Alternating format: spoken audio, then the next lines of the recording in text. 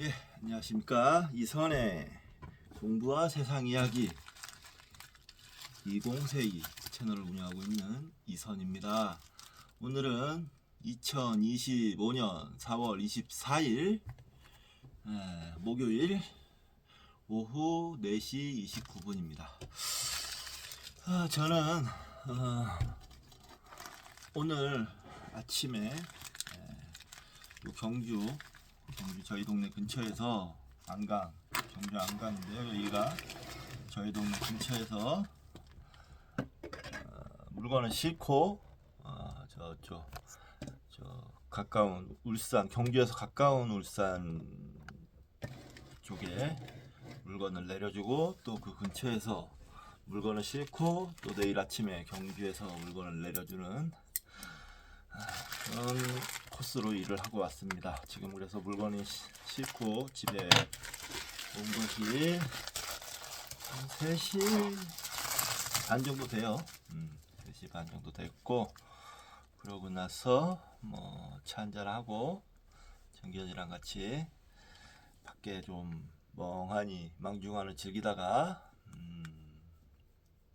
설거지를 하고 김치를 또 봄동하고 전에 있던 포기김치하고 그리고 또 물김치가 왔어요. 물김치를 용기에 잘 담고 냉장고에 넣고 자리에 앉았습니다. 오늘 저는 지금 4시 반인데요. 한 1시간 반 정도, 한 2시간 정도 책을 읽고 독서를 하고 그 다음에 오늘 술을 한잔 할까 합니다. 지난번에 사다 놓은 돼지고기가 남아 있어서 그걸 지금 녹이고 있는 중인데 쌈하고 깻잎도 사다 놨겠다. 그래서 오늘 고기 쌈 싸 먹으면서 소주를 한잔 할까 합니다. 자, 오늘 새 책이 왔는데요. 방금 전에 새 책은 침팬치 폴리틱스. 이 책은 새 책입니다. 새 책 냄새가 나네요. 침팬치 폴리틱스는 왜 샀는가 하면 제가 총균사를 읽고 있지 않습니까? 총균사를 읽고 있는데 그게 아무래도 인류의 기원부터 다루는 빅 히스토리이기 때문에 우리가 어디서 왔는가를 탐구를 하고 있어요. 근데 그 결론은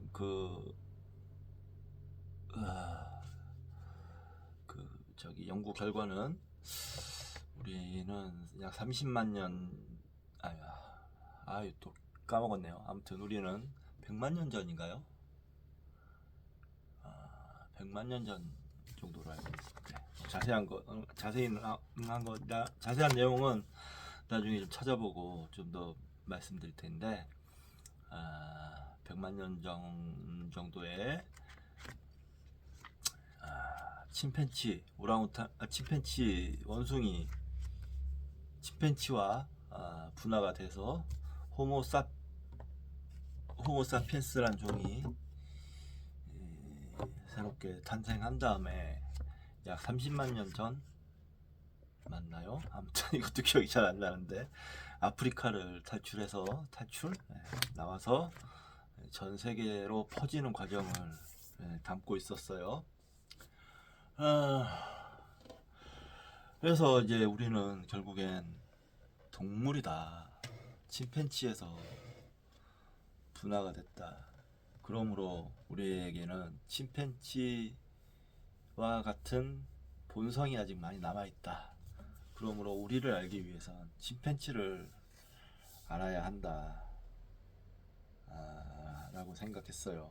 그래서 이 침팬지 폴리틱스라는 책을 샀습니다. 침팬지 폴리틱스는 프랑스 드발 바다 출판사에서 나왔는데 권력 투쟁의 동물적 기원 이렇게 돼 있어요. 프랑스 드발이라는 분의 책을 그 전에 몇 권 샀고 이 책이 제일 처음에 첫 저작이라고 하더라고요. 그래서 이 책을 사야 되겠다라고 생각을 했습니다. 그래서 봐야 되겠다. 이 책과 제러드 다이아몬드 박사님이 쓰신 제3의 침팬지 또 전에 사다 놓은 책이 있어요. 이 책을 한번 봐야 되지 않나 라는 생각이 들었습니다.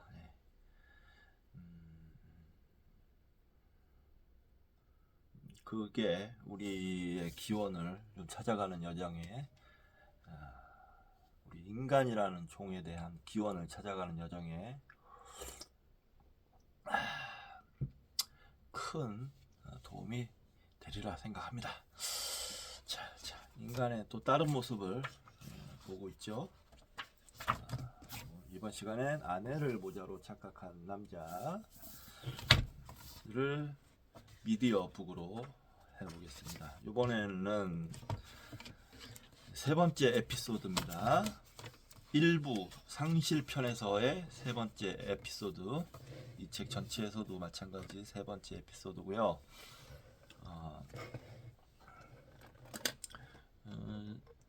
어떻게 지난 두 편은 혹시 보신 분들 어떻게 좀 받아들이셨는지 궁금합니다. 몸이 없는 크리스티너, 짧은 장입니다. 몸이 없는 크리스티너. 자, 미디어북 시작하겠습니다. 93쪽. 몸이 없는 크리스티너. 사물의 가장 중요한 측면은 그것이 너무도 단순하고 친숙하기 때문에 우리의 눈길을 끌지 못한다. 가로 열고 늘 눈앞에 있기 때문에 별로 신경을 쓰지 않는 것이다. 가로 닫고 따라서 가장 기본적으로 탐구해야 하는 것은 그냥 스쳐 지나가는 법이다. 비트겐슈타인.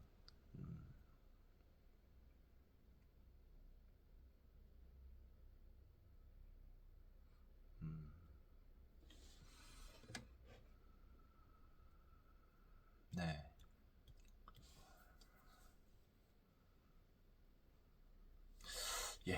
알겠습니다.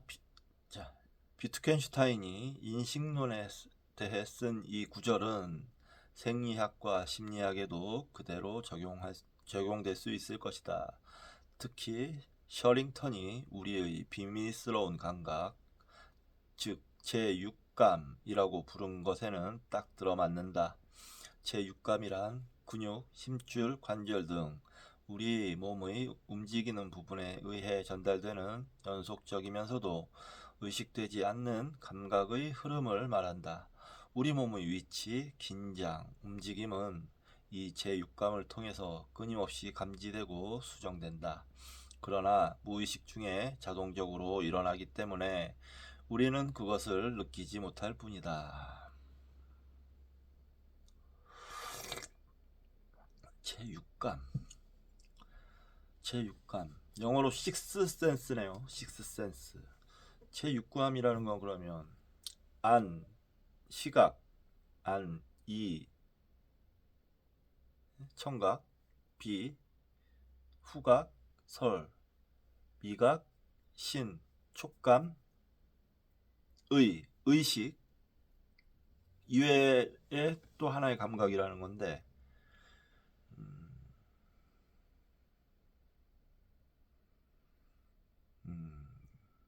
우리 몸의 위치, 긴장, 움직임은 이 제6감을 통해서 끊임없이 감지되고 수정된다.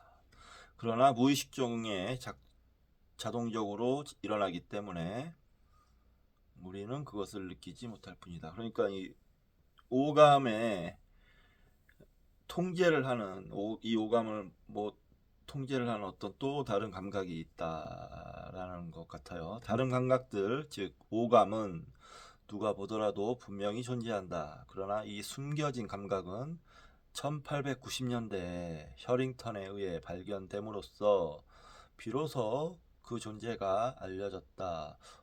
저 처음 듣는 얘기입니다. 그는 그것을 외감각이나 내수용과 구별하기 위해서 고유감각이라고 불렀다. 이렇게 이름을 붙인 데는 또 하나의 이유가 있다. 제6감은 자신임을 아는 감각으로는 빼놓을 수 없는 것이기 때문이다. 자기를 느끼는 감각. 전에 공부하셨던 적이 있어요. 자기를 느끼는 감각. 그게 제6감이라는 겁니다. 자기 자신을 느끼는 감각. 즉 고유 감각이 있기 때문에 비로소 몸이 자기 고유의 것, 자기의 것임을 느낄 수 있는 것이다. 셔링턴 1906년, 1940년 자기 몸을 통제하고 움직이는 것만큼 기본적이고 중요한 것이 우리에게 또 있을까? 그러나 그런 일은 저절로 이루어지는 데다 아주 익숙한 일이기 때문에 정작 우리는 그것에 대해 관심도 갖지 않는다. 그렇죠. 내 몸을 내 스스로 통제하는 거, 내 지금 이렇게 제가 책도 읽고 움직이고 있는 거 자연스럽게 일어나는 일이기 때문에 별로 평소에 관심이 없죠. 네. 조너선 밀러는 훌륭한 텔레비전 프로그램인 인체의 신비를 제작했다. 그러나 우리는 일반적으로 우리 몸의 신비에 대해 생각하지 않는다. 우리는 우리 몸에 대해 결코 의심을 갖지 않는다. 우리 몸은 그저 거기에 있는 것이다. 비트겐슈타인은 누구도 의문을 제기할 수 없는 우리 몸의 이런 확실성이야말로 모든 지식과 확실성의 출발점이자 기초라고 생각했다. 그래서 그는 자신의 마지막 책 확실성에 대해서의 서두를 다음과 같은 구절로 시작했다. 여기에 하나의 손이 있다는 것을 당신이 알고 있다면 당신이 어떤 주장을 하든지 모두 인정하겠다. 그러나 곧바로 그는 책의 같은 쪽에서 이렇게 말하기도 했다. 이것을 의심하는 것이 의미가 있는지 그것 자체가 의문이다. 조금 뒤에서는 이렇게 말하기도 했다. 나는 그것을 의심할 수 있을까? 나에게는 이것을 의심할 근거가 없다.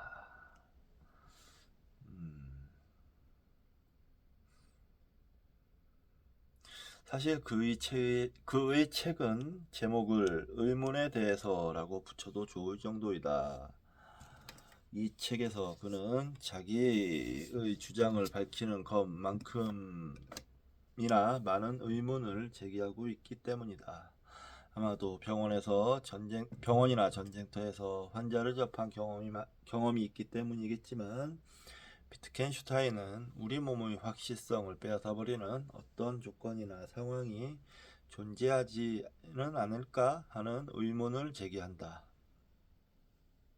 즉 비트겐슈타인은 우리 몸에 의문을 느꼈고 자신의 몸을 전혀 알 수 없게 만들어버리는 원인이나 조건이 존재하지 않을까를 의심한 것이다.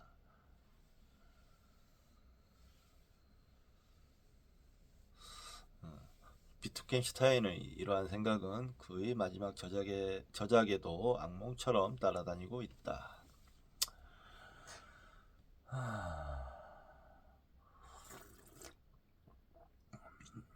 이게 불교적으로 해석을 하자면 이 모든 것이 이 모든 것이 환상이고 꿈이다 라고 얘기를 합니다. 이게 근데 또 장난이 아닌 것이 지금 그렇다는 것이 과학적으로 밝혀지고 있어요. 모든 원자가 어떤 입자로 존재하는 것이 아니고 에너지, 그 근본이 에너지라는 거 아니겠습니까? 원자를 쪼개보면 양성자와 중성자로 나뉘는데 그건 입자가 아니에요.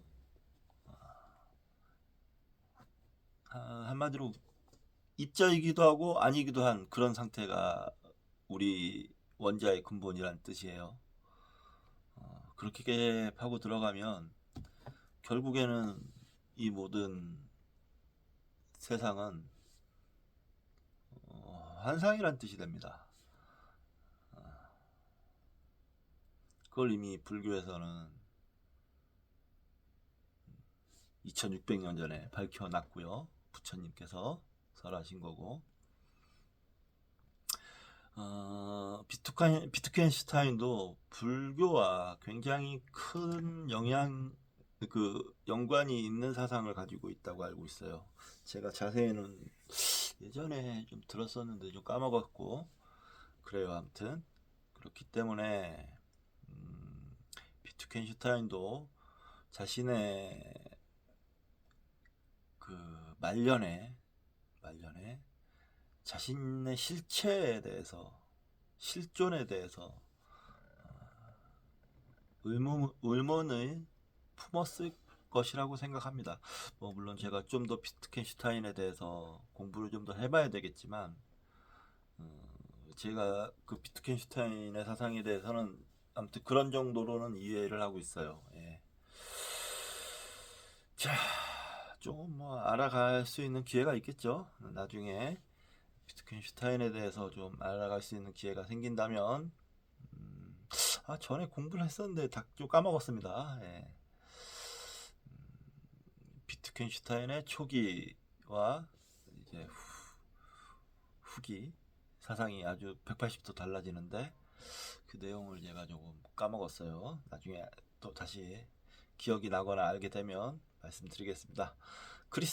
크리스티너는 하키와 승마를 즐기는 다부진 체격을 가진 27세의 여성이었다. 몸과 마음이 모두 건강하고 자신감도 넘치는 여성이었다.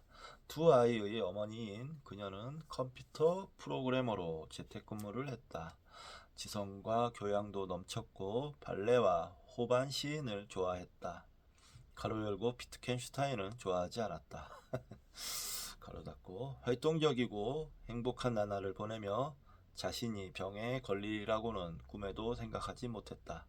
그러던 어느 날 복통 때문에 조금 놀라 진찰을 받은 결과 쓸개돌이 있으니 쓸개 제거 수술을 받아야 한다는 말을 듣게 되었다. 크리스티너는 수술 예정일보다 사흘 앞서 입원해서 감염 예방을 위해 항생제를 투여받았다. 이것은 통상적인 예방 조치로서 아무런 문제도 없는 일이었다. 그녀도 이 점을 잘 알고 있었고 게다가 현명한 여성이었기 때문에 그다지 큰 걱정은 하지 않았다. 그녀는 평소에 공상을 하거나 꿈을 꾸지 않는 편이었지만 수술 전날 아주 기분 나쁜 꿈을 꾸었다. 꿈속에서 그녀는 몸이 심하게 흔들리고 땅을 딛고 있지 않은 것처럼 발밑이 몹시 허전함을 느꼈다. 손에 들고 있는 물건의 감촉도 느껴지지 않았고 손이 이리저리 흐느적거려서 들어올리는 물건마다 모조리 바닥에 떨어뜨렸다. 꿈 때문에 머리가 어수선해진 그녀가 말했다. 이런 꿈은 처음이에요. 꿈이 마음에 걸려서 견딜 수가 없어요. 그녀가 어찌나 꺼림직해 하던지 우리는 정신과 의사의 의견을 구했는데 그의 대답은 간단했다. 수술 전에 보이는 불안 증세입니다. 늘 보는 아주 자연스러운 일입니다. 그러나 그날 이후 그녀의 꿈은 진짜 현실이 되었다. 의식을 하면 발 아래가 아주 허전해서 흐느적거리는 바람에 발걸음도 어색했다. 게다가 손에 든 물건을 떨어뜨리기 일쑤였다. 다시 한번 정신과 의사를 불렀다. 그는 잦은 호출에 성가시다는 표정이었지만 불안하고 당혹스러운 표정도 엿보였다. 불안 히스테리입니다. 이번에는 쌀쌀맞은 말투로 딱 잘라 말했다. 전형적인 전환 증상입니다. 앞으로도 한동안 계속 그럴 겁니다.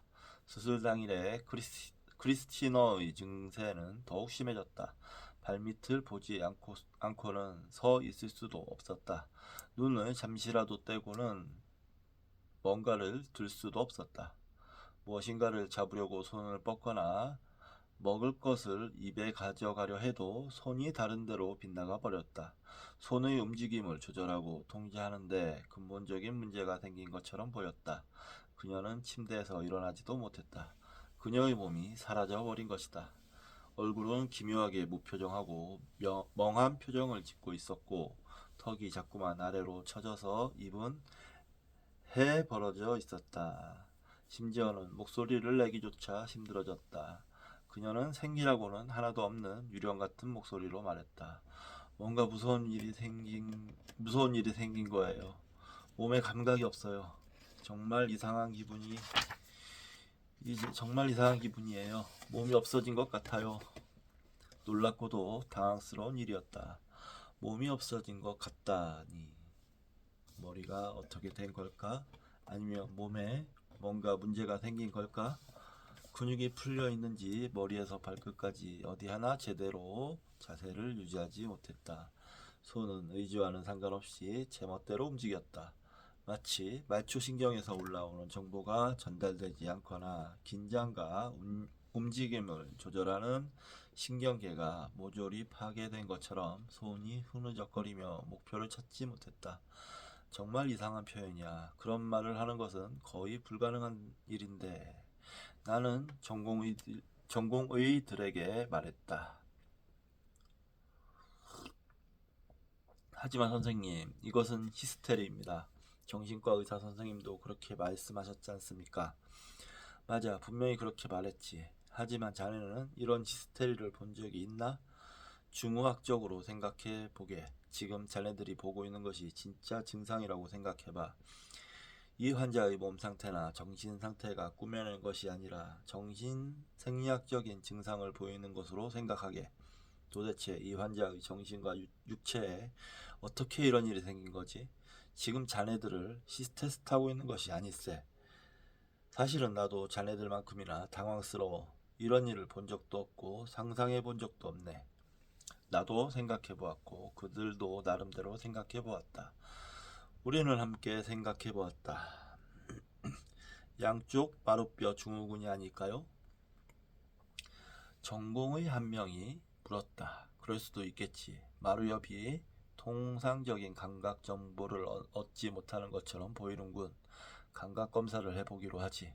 마루엽의 기능 검사도 함께.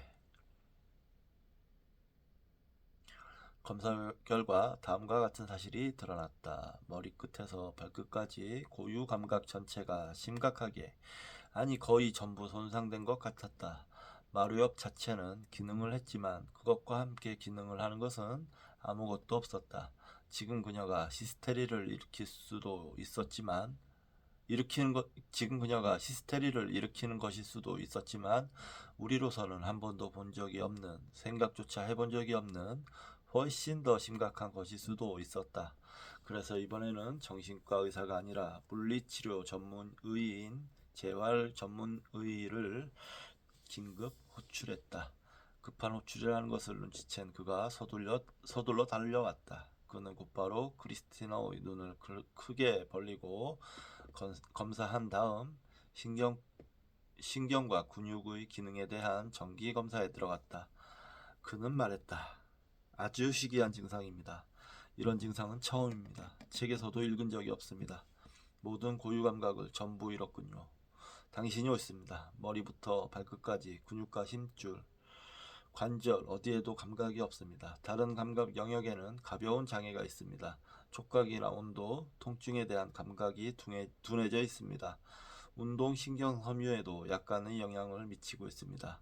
그러나 이러한 장애가 계속되는 까닭은 주로 위치 감각, 즉 고유 감각을 잃었기 때문입니다.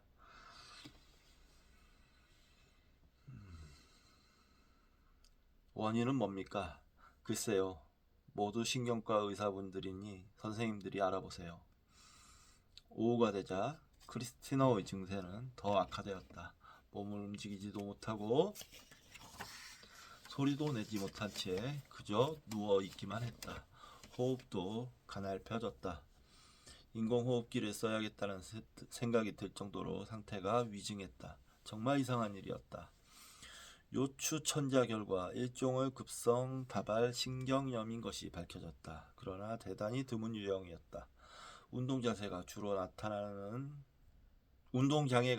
나타나는 길랭 발해 증후군이 아니라 거의 순수한 감각신경의 염증이었다. 주추신경계통 전체에 걸쳐 척수신경과 내신경의 감각성 신경근이 기능을 잃은 것이다. 여기 주가 있는데요. 주 읽어보겠습니다. 이와 같은 감각신경의 다발성 신경장애는 대단히 드물게 일어나는 증상이다. 당시 1977년의 최신 지식에 입각해서 판단하건대 크리스티너의 병내가 갖는 특이점은 증상이 일어나는 부위가 대단히 한정적이라는 점이었다. 고유감각에 관여하는 신경섬유가 손상된 듯하다. 스터맨의 논문 1979년을 참조할 것. 수술은 연기되었다. 이런 때에 수술을 한다는 것은 미친 짓이었다. 생명을 건질 수 있는지, 그러려면 어떤 조치를 취해야 하는지가 급선무였다. 결과가 어떻게 나왔나요? 척수액 검사가 끝나자 크리스티너가 엷은 웃음을 지으며 가냘픈 목소리로 물었다. 우리는 우리가 알고 있는 것을 모두 말해주었다. 할 말을 빼먹거나 가감을 하면 그녀는 빠뜨리지 않고 분명하게 되물었다. 나을 수 있을까요? 그녀가 물었다. 우리는 서로의 얼굴을 한번 쳐다보았다. 나는 그녀를 보며 이렇게 말했다. 잘 모르겠습니다. 나는 그녀에게 좀 더 자세히 설명해 주었다. 우리 몸의 감각은 세 개로 이루어져 있습니다. 시각, 평형기관, 가로 열고 전정계, 그리고 고유감각이 그것입니다. 환자분의 경우에는 그 가운데 고유감각을 잃었습니다. 보통 우리 몸은 이 세 가지가 모두 협조해서 기능을 합니다. 하나가 기능을 상실하면 나머지 두 개가 그것을 어느 정도 보충하거나 대신 기능을 하기도 합니다. 나는 구체적인 예로 내가 치료하던 환자인 맥그레거 씨의 이야기를 해주었다. 그는 평형 감각기관의 기능을 잃고 그 대신 눈을 사용했다. 척수 매독증을 앓은 환자들에 대해서도 이야기해 주었다. 그들은 같은 증상을 보였지만 그런 증상은 발에만 있었다. 그리고 그들 역시 눈을 사용해서 결함을 보충했다. 발을 움직여 보라고 말하면 그들은 이렇게 대답했다. 움직일 수 있어요, 선생님. 발을 보면서 움직이면 말이에요. 크리스티너는 더할 나위 없이 진지한 표정으로 내 이야기에 귀를 기울였다. 잠시 후 그녀가 천천히 말하기 시작했다. 그렇다면 이제 제가 할 일은 시각, 그러니까 눈을 이용하는 것이군요. 전에는 참 뭐라 그러셨죠? 그래요. 고유감각이라는 걸 써서 하던 일을 말이에요. 전 이미 눈치채고 있었어요. 발이 없어지지 않았나? 진작부터 걱정했어요. 그녀는 깊은 생각에 잠긴 듯한 목소리로 말을 이어갔다. 발이 여기에 있을 거라고 생각은 하지만 엉뚱한 곳에 가 있어요. 고유감각이라는 것은 몸에 달린 눈과 같은 것이어서 몸이 자기 자신을 볼 수 있게 해주는 건가 보군요. 저처럼 그것이 없어져 버리면 몸이 아무것도 볼 수 없게 되겠지요? 몸속의 눈이 보지 못하면 몸이 자신을 보지 못할 테니까요. 그렇죠, 선생님? 그러니 이제부터 몸에 달린 눈으로 봐야겠네요. 맞나요? 예, 맞습니다. 이러다가는 환자분이 생리학자가 되시겠는걸요? 생리학자가 되어야겠어요. 생리학적 기능이 잘못되었고 게다가 자연적으로 나아질 리도 전혀 없으니까요. 크리스티너가 처음부터 이렇게 강한 정신력을 보인 것은 불행 중 다행이었다. 왜냐하면 급성염증은 가라앉았고 척수액도 정상으로 돌아왔지만 그 원인인 고유신경 섬유의 손상은 여전했고 그 때문에 일주일, 1년 아니 그 이상의 시간이 흘러도 고유감각이 회복되지 않았기 때문이었다. 실제로 8년이 지난 지금까지도 회복되지 않았다.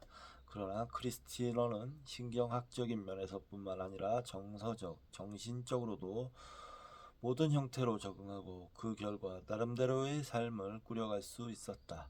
병에 걸린 후 2주일 동안 크리스티너는 음식도 거른 채 아무것도 하지 않고 쭉 잠만 잤다.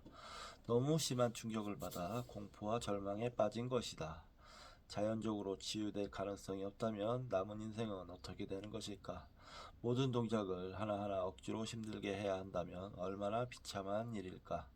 몸이 없어졌다는 느낌을 안고서 살아가는 인생은 도대체 무슨 의미가 있을까? 그러던 어느 날 크리스티너는 솟구치는 삶의 의지를 회복하고 다시 움직이기 시작했다.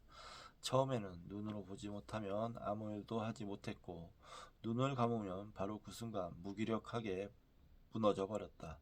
몸을 움직이려면 먼저 몸의 각 부위를 눈으로 잘 보면서 어떻게 움직이는가를 확인해야 했다. 고통스러울 정도의 조심성과 주의가 필요한 일이었다. 몸의 움직임을 의식적으로 조절했기 때문에 처음에는 극도로 어색하고 부자연스러웠다. 그러나 날이 갈수록 움직임을 더 잘 조절할 수 있게 되었고 동작도 전보다 매끄럽고 자연스러워졌다. 그러나 눈으로 보지 않으면 아무것도 하지 못하는 것에는 변함이 없었다. 이런 변화에 크리스티너와 나는 기쁨과 놀라움을 동시에 느꼈다. 그렇게 몇 주를 보내다 보니 일상적이고 무의식적인 고유감각에 의한 피드백 대신에 시각에 의한 피드백이 한층 더 원활하고 자연스럽게 이루어지기 시작했다. 시각을 통한 자동적 교정과 시각 반사가 한층 조화를 이루면서 고유 감각을 대신했던 것이다. 그러나 어떤 근본적인 변화가 일어난 것은 아닐까? 고유 감각에 의한 신체 이미지가 상실되었기 때문에 뇌 속에 감각적으로 그려지는 신체 이미지가 보상과 대용으로 작용하는 것은 아닐까? 시각에 의한 이미지가 대단히 발달된 특이한 힘을 지니게 된 것은 아닐까? 정상적인 사람의 경우 뇌 속에 시각적으로 그려지는 신체 이미지는 대단히 약하다. 물론 장님의 경우에는 아예 존재하지 않는다. 그것은 고유감각에 의한 신체 이미지의 보조적인 존재인 것이다. 시각에 의한 이미지 외에 전정기관에 의한 이미지도 어느 정도 발달해서 고유감각에 의한 이미지의 대용으로 작용하고 있었을 것이다. 결국 시각에 의한 이미지와 전정에 의한 이미지 양쪽 모두 우리의 예상과 바람을 뛰어넘어 대단히 높게 발달한 것은 거의 확실했다. 주 표시가 있습니다. 퍼든 마틴이 지은 되뇌 기저핵과 자세 1967년의 32쪽에 나오는 흥미로운 병례와 비교해봐도 좋다. 물리치료와 훈련을 오랫동안 실시했지만 이 환자는 끝내 정상적인 보행을 하지 못했다. 가장 어려운 점은 눈으로 보면서 걷는 것, 몸을 앞으로 기울이는 것이었다. 그는 의자에서 일어나지도 못했다. 손과 무릎으로 기지도 못했다. 일어서거나 걸을 때는 완벽하게 시각에 의존했고 눈을 감으면 그대로 쓰러졌다. 처음에는 눈을 감으면 일반 의자에도 앉을 수 없었지만 점차 그것이 가능하게 되었다. 신기하네요. 고유감각.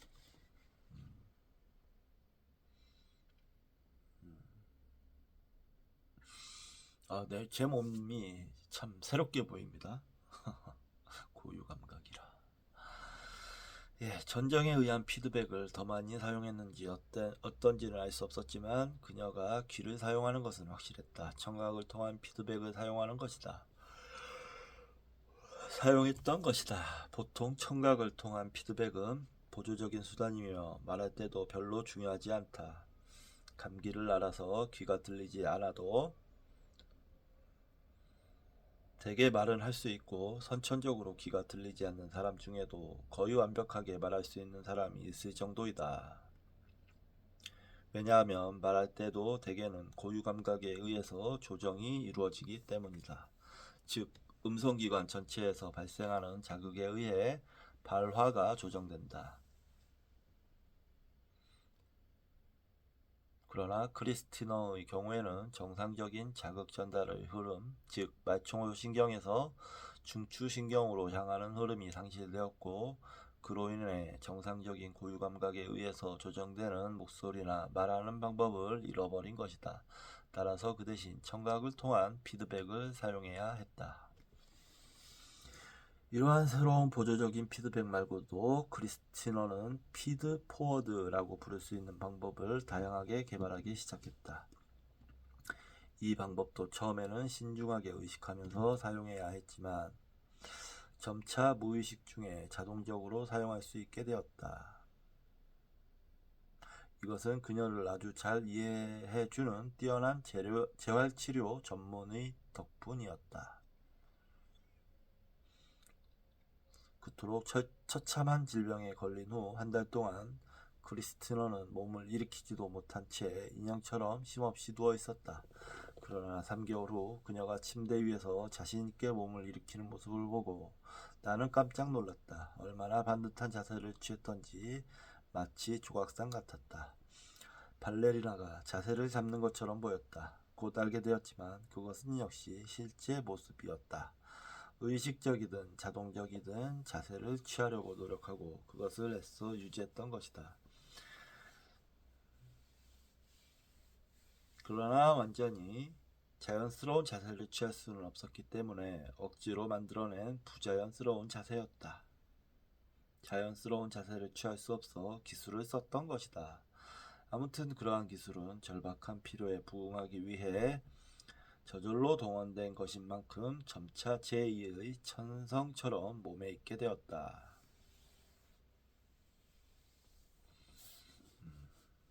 발성의 경우에도 마찬가지였다. 처음에는 거의 말을 못했지만 역시 아까와 비슷한 기술을 사용함으로써 말을 할 수 있었다. 이 역시 의식적으로 만들어낸 것이었다.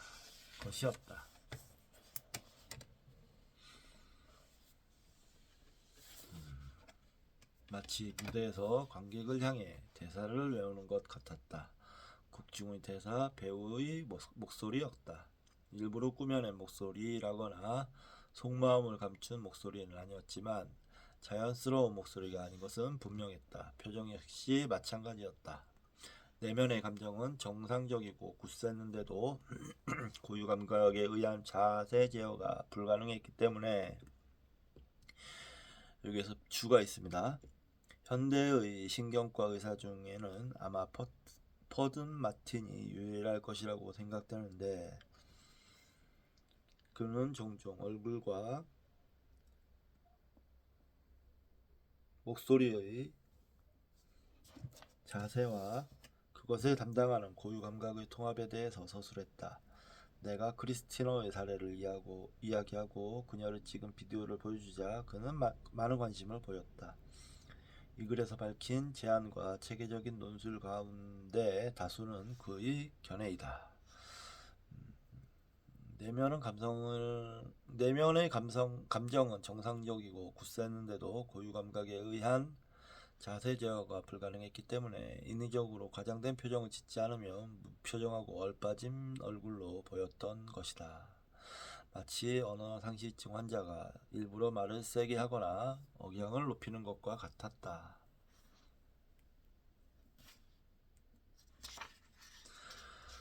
그러나 이러한 기술은 아무리 훌륭하더라도 완벽할 수는 없었다. 아쉬운 대로 생활할 수는 있지만 정상이랄 수는 없었다. 크리스티너는 걷는 방법을 배워 전철이나 버스를 타는 등 일상생활을 꾸려갈 수 있게 되었다. 그러나 그렇게 하려면 엄청난 주의를 기울여야 했다. 더구나 그녀의 행동은 아무리 노력해도 어색하기 그지없었다. 주의를 기울이지 않으면 어떤 행동도 불가능했다. 따라서 식사를 하다가 주의를 딴 곳으로 기울여야 하는 경우 손톱에 피멍이 들 정도로 나이프와 포크를 꽉 쥐곤 했다. 아플 만큼 꽉 쥐지 않으면 금방 떨어뜨리기 때문이었다. 힘을 적절하게 주거나 빼는 행동 자체가 불가능했던 것이다. 신경학적으로 회복의 조짐이 보이지 않았다. 신경섬유의 손상이 해부학적으로 회복될 수 없었기 때문이었다. 그러나 집중적인 치료를 다양하게 실시한 결과 기능은 상당히 회복되었다. 그녀는 거의 1년 동안 재활병동에 입원해 있었다. 그녀는 고유 감각을 대체할 수 있는 온갖 기술과 방법을 터득해서 움직일 수 있게 되었다. 그리고 마침내 태어날 수 있게 되었다. 집으로 돌아가 아이들과 함께 지내고 컴퓨터 앞에 앉아서 일도 할 수 있게 된 것이다.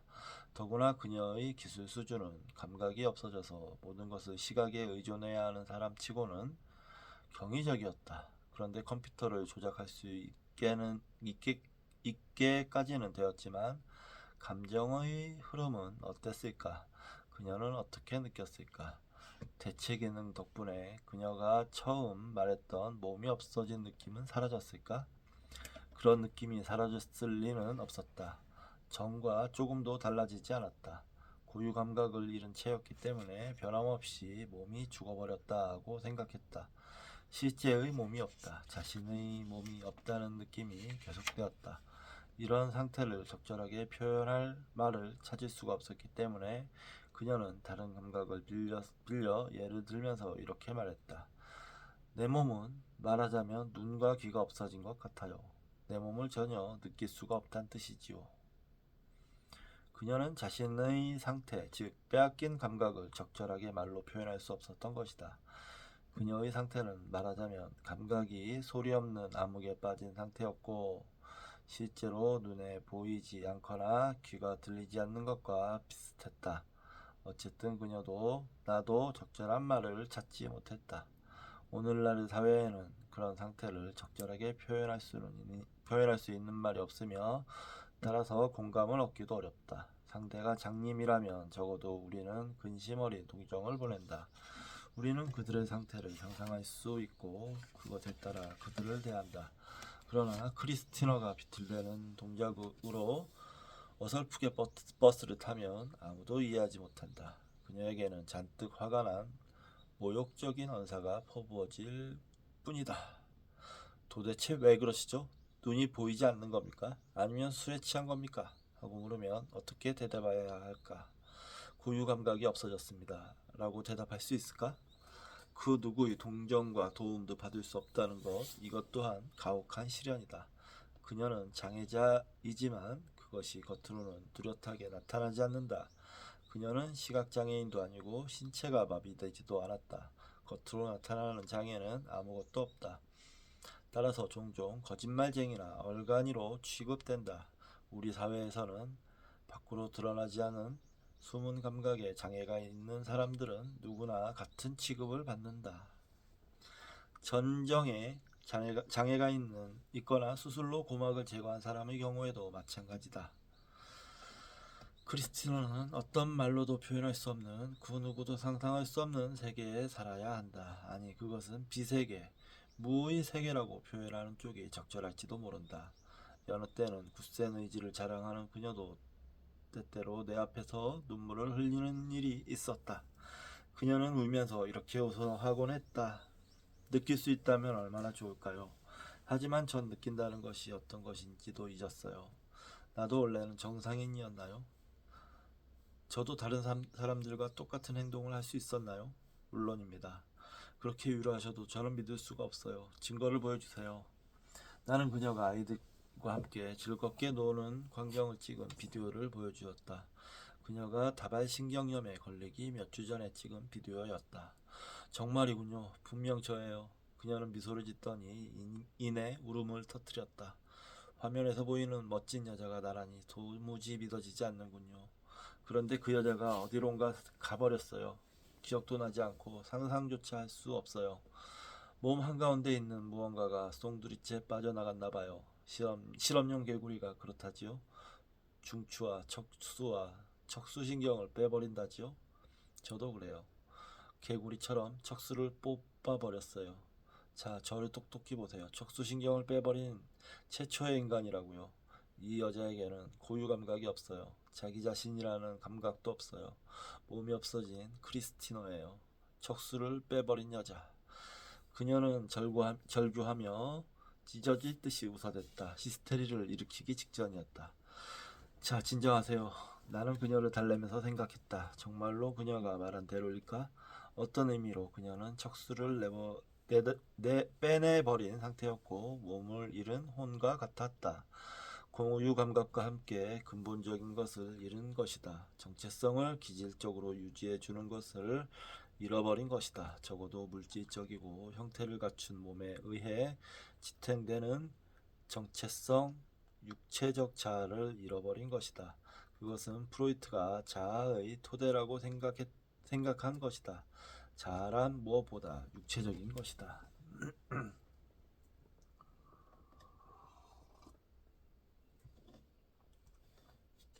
크리스트너와 같은 존재 상실감 혹은 비현실감은 육체에 대한 감각과 이미지가 심각하게 손상된 경우에는 언제라도 일어날 수 있는 일이다.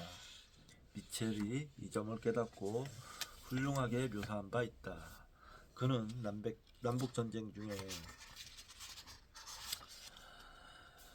다리를 절단한 환자와 신경을 다친 환자를 많이 치료했다. 그의 글은 절반가량이 허구라고 하더라도 사실은 대단히 훌륭한 사실의 서술이며 중후학적으로 보아도 매우 정확하다.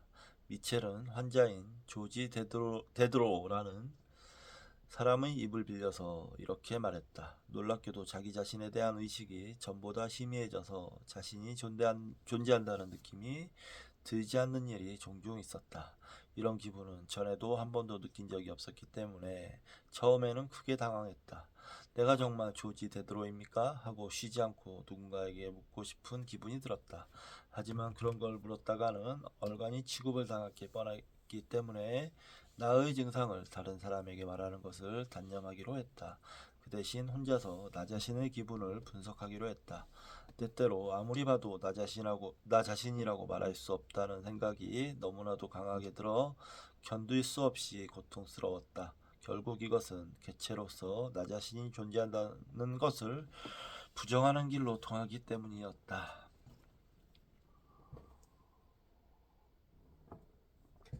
크리스티너에게도 이와 똑같은 감정, 즉 자신을 개체로서의 존재라고 말할 수 없다는 감정이 있었다. 그러나 그러한 감정도 그녀가 차차 적응함에 따라 시간과 함께 멀어져 갔다. 그러나 그녀의 경우에는 그것 말고도 기질적 원인에서 생긴 몸이 없어졌다는 느낌이 있었고 적잖게 강렬한 그 느낌이 끊임없이 그녀를 괴롭히고 있었다. 뇌에서 가까운 부위에 척수 절단을 받은 환자도 이런 느낌을 경험하는데 그들의 몸은 마비된 상태이다. 반면에 크리스티너는 비록 몸은 없지만 일어나서 걸어 다닐 수는 있었다. 그녀는 피부 자극을 받으면 일시적으로나마 조금은 나아진 기분을 맛보았다. 그래서 그녀는 되도록이면 밖으로 나가려 했다. 특히 오픈카를 즐겨 탔다. 몸과 얼굴에 부딪히는 바람을 느낄 수 있기 때문이다. 피부 표면의 감각과 촉각은 다소나마 살아있었다. 그럴 때면 그녀는 이렇게 말했다. 아, 정말 멋져요. 팔과 얼굴에 바람이 느껴져요. 아주 희미하기는 하지만 분명히 느껴져요. 내게도 팔과 얼굴이 있다는 것이 실제가 아니라 마치 꿈이라도 꾸는 것 같아요. 무시무시한 죽음의 베일도 거치는 것 같아요. 잠깐이긴 하지만요. 그녀의 상태는 앞에서 인용한 비트겐슈타인의 말과 똑같았다. 그녀는 여기에 하나의 손이 있다는 것을 알지 못했다. 고유 감각을 잃었기 때문에, 다시 말해서 말단에서 올라오는 자극이 전달되지 않기 때문에 실존적 인식 기반을 빼앗긴 것이다. 그녀가 무엇을 하든 어떻게 생각하든 이 사실에는 변함이 없다.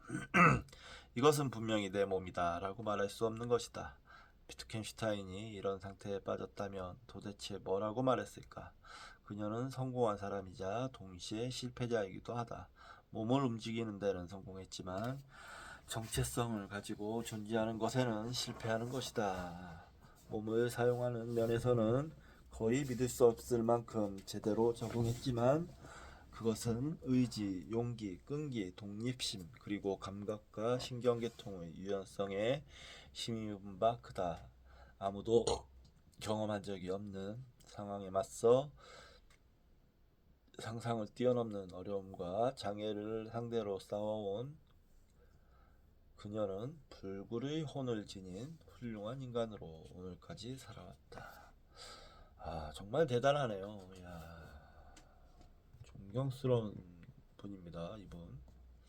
그녀는 신경의 병마와 용감하게 맞서 싸운 이름 없는 영웅, 여장부라고 불러도 손색이 없다. 그러나 동시에 그녀는 앞으로도 결함을 안고 살아야 하는 패배자이다. 온 세계의 모든 예지와 창의력을 동원하더라도 생각할 수 있는 모든 신경계통의 대체 보상 기능을 동원하더라도 치유할 수 없는 고유 감각의 상실이라는 사실은 변할 수가 없기 때문이다. 뭐 그렇다고 패배자라고까지는, 패배자라고 하는 건 너무 심하네요.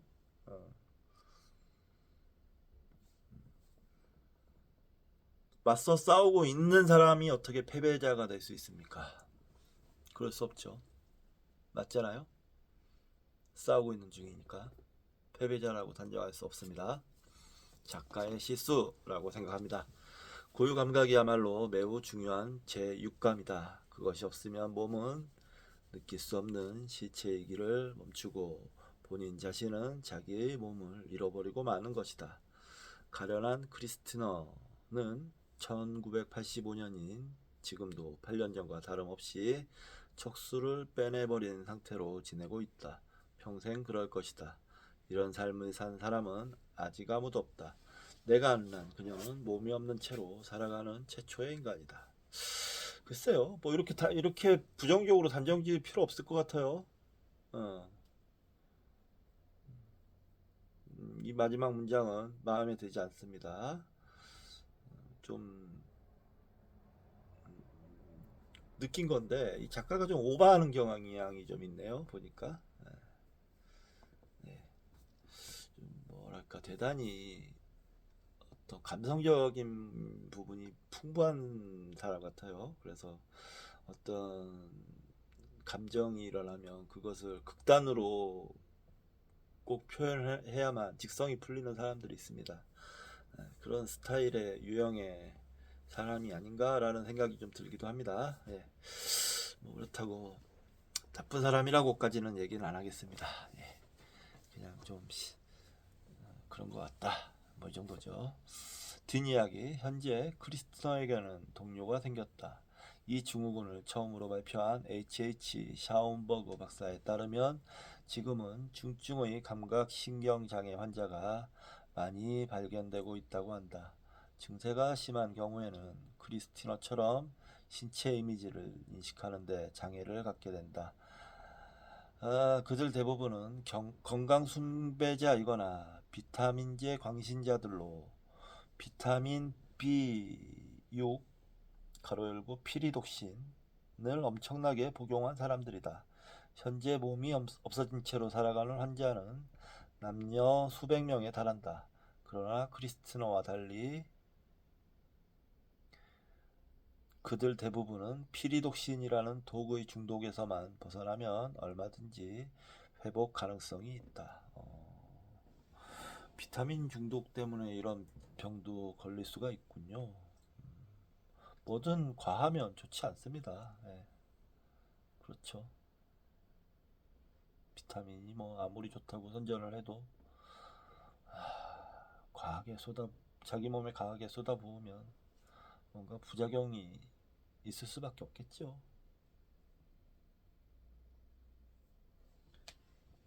예.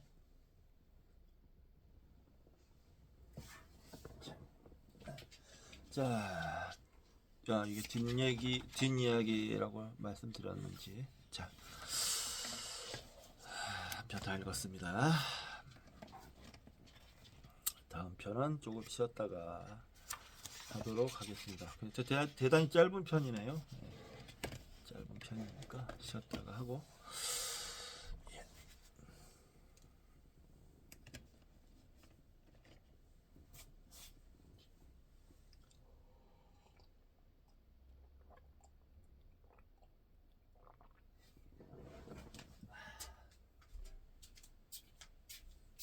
정연이.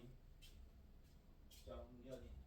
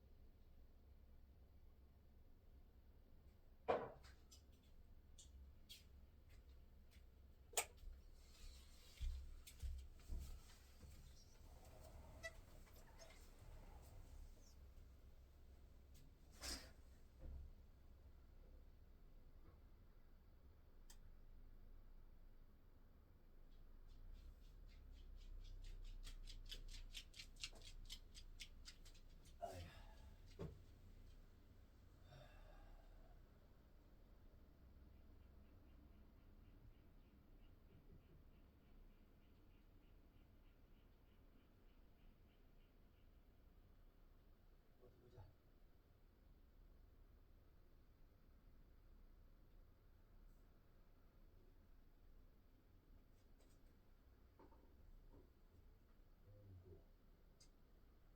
그랬더요. 그랬더요. 눈꽃 빼자니. 안 써라. 안 써라. 또. 가만히 있어.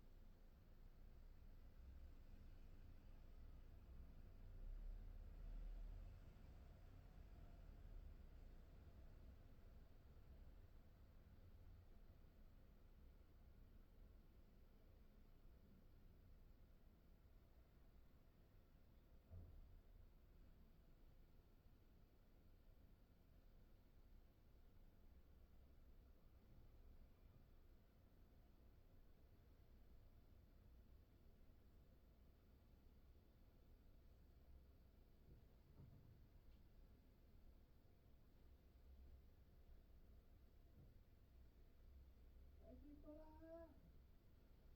정말. 착한 강아지지? 착한 강아지지?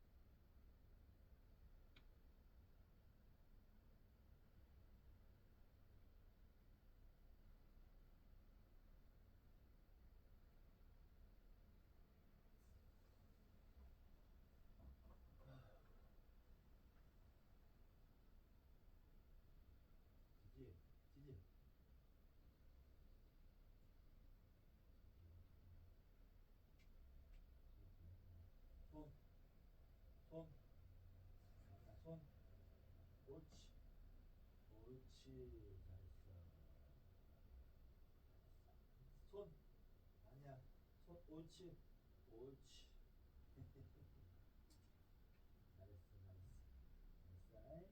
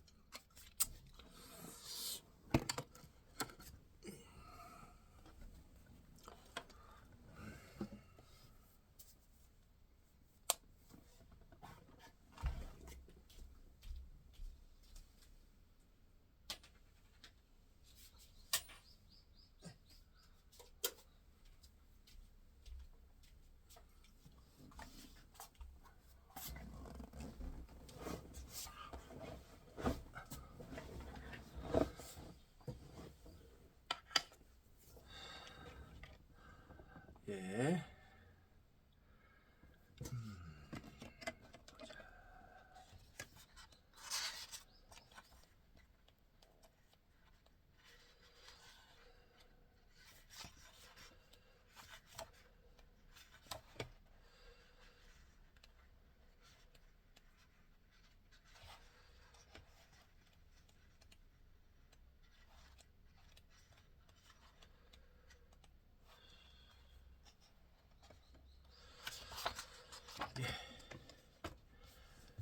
자, 다음 편 이제 읽도록 하겠습니다. 아, 이게 뭐가 났어요? 뭐가 났?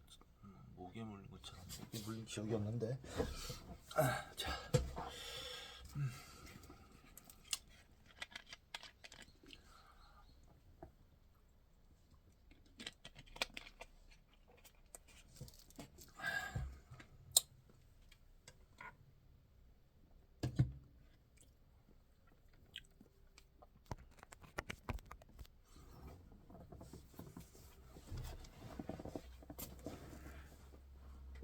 예. 읽어보도록 하겠습니다. 다음 편 114쪽 침대에서 떨어진 남자. 예. 침대에서 저도 침대에서 떨어져 본 적이 있는데 잠자다가 침대에서 떨어졌는데 아주 한참을 떨어지더라고요. 자, 오래전에 내가 의대생이었을 때 한 간호사가 매우 다급한 목소리로 전화해서 내게 아주 기묘한 이야기를 늘어놓았다. 새로 환자가 입원했어요. 오늘 아침에요. 젊은 남자인데 사람도 좋고 아주 멀쩡해 보였어요. 그래요. 몇 분 전에 낮잠에서 깨기 전까지만 해도요. 그런데 지금은 너무 흥분해 있는 것이 아주 이상해요. 전혀 딴 사람 같아요. 어찌된 영문인지 침대에서 떨어져 바닥에 퍼질러 앉아 고래고래 소리를 지르는데 침대로 올라가라고 해도 막무가내예요. 얼른 오셔서 제발 무슨 일인지 좀 알아봐 주세요.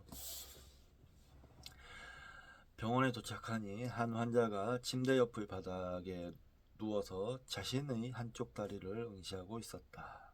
얼굴에는 분노와 공포, 당혹감과 재미가 한데 섞여 있었다. 하지만 당혹감이 대부분을 차지했고 놀란 기색이 약간 섞여 있었다. 나는 혼자서 침대에 올라갈 수 있는지 아니면 도움이 필요한지를 물었다. 그는 내 말에 기분이 상했는지 세차게 고개를 저었다. 나는 옆에 쪼그리고 앉았다. 그런 다음 어떻게 된 일인지를 들었다. 전 오늘 아침에 몇 가지 검사를 받으려고 병원에 왔습니다. 아무런 병도 없었는데 신경과 의사들이 내 왼쪽 다리가 둔한 것 같다며 나더러 입원하라고 했어요. 그래요. 의사들은 내 다리가 둔하다고 했어요. 하루 종일 기분도 좋았고 저녁에는 잠까지 고나게 잤어요.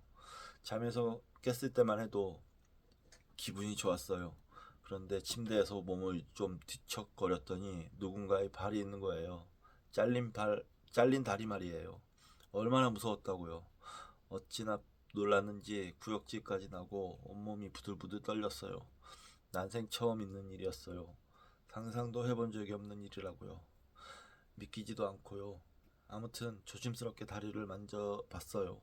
진짜 다리였어요. 하지만 좀 이상하고 차가웠어요. 바로 그때 뭔가 떠올랐어요. 무슨 일이 생긴 것인지 짐작이 가더라고요. 그래, 누군가 장난을 친 거야. 좀 무시무시하고 고약하긴 하지만 그래도 꽤 창의적인 장난인걸. 내일이 바로 새해 첫날이라서 다들 들떠 있었거든요. 직원들 중에 반은 술에 취해 있었어요. 들떠서 제멋대로 행동하고 폭죽도 터뜨렸어요. 마치 사육제의 한 장면 같았어요. 분명 직구중 간호사 하나가 해부실에 몰래 들어가 발 하나를 꺼내와서는 내가 고나게 자고 있는 동안 침대 속에다 집어넣는 장난질을 한 거였어요. 이런 생각이 들자 안심이 되긴 했어요. 하지만 장난질 치고는 도가 좀 지나치다는 생각이 들어서 그 지랄 같은 것을 침대 밖으로 내던진 거랍니다. 지금까지 스스럼 없이 말하던 그는 이 대목에서 갑자기 몸을 부들부들 떨더니 얼굴이 새하얘졌다. 내가 그걸 침대 밖으로 던졌는데 내 몸까지 딸려 내려간 거예요. 게다가 그게 내 몸에 붙어 있어요. 이걸 보세요. 금세 얼굴 표정이 변하면서 그가 소리쳤다. 이렇게 소름 끼치고 무시무시한 것을 본 적이 있나요? 이건 방금 죽은 시체에서 나온 거예요. 정말 소름 끼치는 일이에요. 소름 끼쳐요. 이놈이 나한테 달라붙어 있었던 것 같아요. 그는 양손으로 있는 힘껏 다리를 움켜쥐고 몸에서 떼어내려고 애쓰다가 안 되자 이번에는 미친 듯이 때려댔다. 진정하세요. 진정하라고요. 다리를 그렇게 때려대면 안 돼요. 왜 안 되죠? 싸움을 걸기라도 하듯 그가 신경질적으로 물었다. 당신 다리니까요. 당신 다리라는 걸 모르는 거예요? 그는 놀라움과 불신과 공포와 조소가 뒤엉킨 표정으로 나를 뚫어져라 바라보았다. 이봐요 의사 선생, 날 놀리고 있군요. 저 간호사랑 짰군요. 환자를 이렇게 놀리면 안 되죠. 놀리고 있는 게 아니에요. 그건 바로 다 당신 다리입니다. 내 표정을 보고 그는 내가 아주 진지하다는 것을 알아차렸다. 그는 엄청난 공포에 휩싸였다. 이게 내 다리라고요? 설마 내가 내 다리도 못 알아본다고 말하는 건 아니겠죠? 그래요. 자기 다리는 누구나 다 알아보죠. 자기 다리를 알아보지 못하는 사람은 상상조차 할 수 없죠. 놀리고 있는 건 바로 당신 아닌가요? 하느님께 아니 십자가에 맹세컨대 난 절대로 사람이 어떻게 자기 다리인지 아닌지도 구별 못하겠어요. 하지만 이 다리는 이 녀석은 내 것으로 느껴지지 않아요. 진짜 같지 않아요. 내 몸에 달려있다고 느껴지지 않는단 말이에요. 그는 또다시 증오감에 몸서리를 쳤다. 그럼 뭐로 보이나요? 이번에는 나도 그만큼이나 당황해서 물었다. 뭐로 보이냐고요? 그는 내 말을 천천히 따라했다. 뭐로 보이는지 말씀드리죠. 세상에 존재하지 않는 것처럼 보여요. 어떻게 이런 것이 내 몸에 달라붙어 있는 거죠? 어디서 굴러먹다 온 녀석인지 모르겠다고요. 목소리가 점점 작아졌다. 극도의 공포 때문에 충격을 받은 것 같았다. 제 말 좀 들어보세요. 환자분은 뭔가 문제가 있는 것 같아요. 우선 침대로 올라가 주세요. 하지만 마지막으로 한 가지만 대답해 주시겠어요? 이게 이 녀석이 선생 것이 아니라면 선생 왼발이 아니라면 가로 열고 그는 대화 중에 자신의 왼발을 짜가라고 불렀고 누군가가 정말 똑같이 만들려고 무진 애를 썼다며 놀라움을 표시하기도 했다.